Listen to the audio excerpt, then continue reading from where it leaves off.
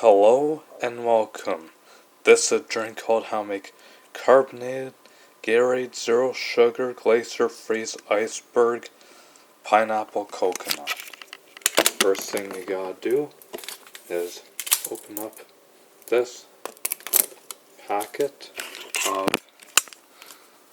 Gatorade, Zero Sugar, Glacier, Freeze, Iceberg mix.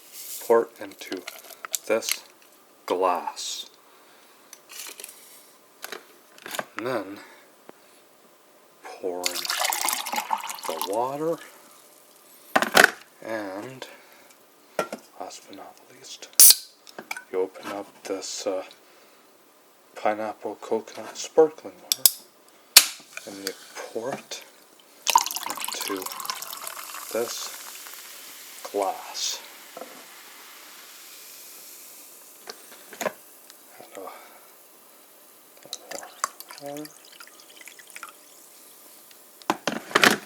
And here is your Carbonated Gatorade, Zero Sugar, Glacier, Freeze, Iceberg, Pineapple, Coconut. Enjoy, folks, and thank you for watching.